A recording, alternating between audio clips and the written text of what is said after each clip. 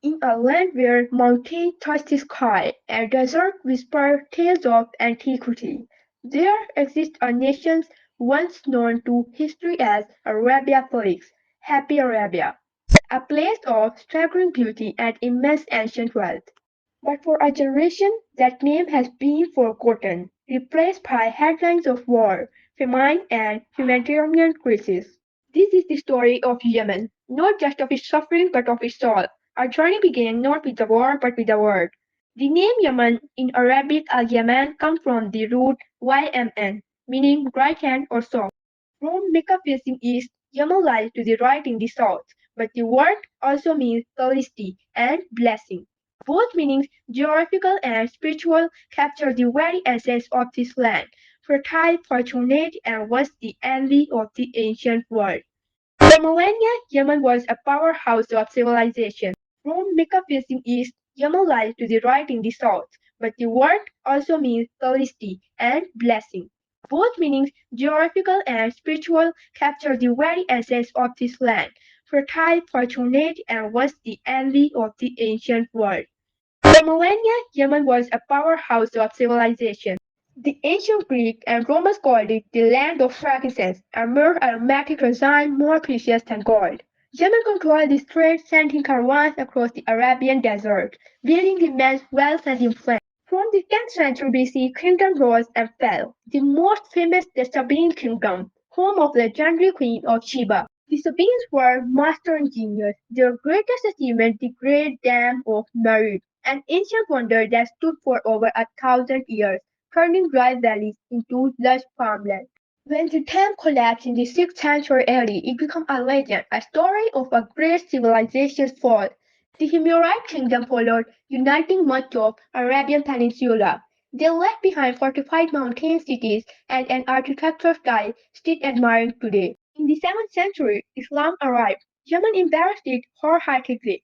Yemeni soldiers carried the faith into North Africa and Spain, leaving cultural and scientific footprints thousands of miles away. For centuries, Yemen was a center of Islamic scholarship, shaped by piety, tribal tradition, and resilience.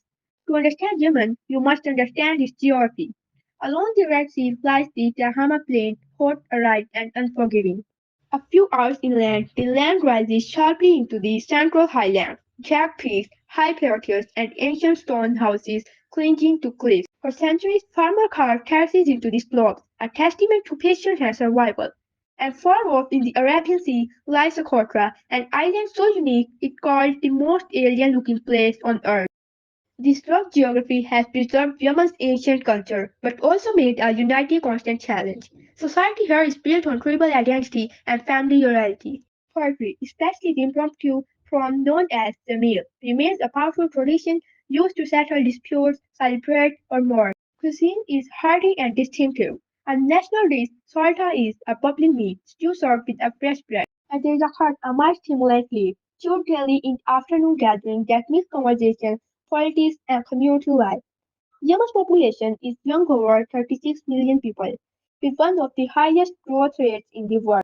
The majority are Sunni Muslims of the Shafi school, with a significant Zaidi Shia minority.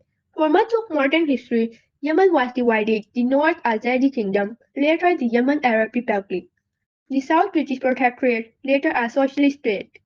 In 1990, the two united under President Ali Abdullah Saleh. But unity was fragile. Corruption, economic disparities, and political tension led to civil war in 1994, cementing northern dominance but leaving southern grievances unresolved.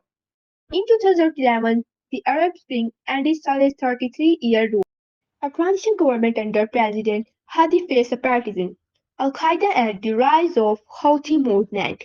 In 2014, the Houthis seized the capital. The government feared Yemen plunged into full-scale civil war.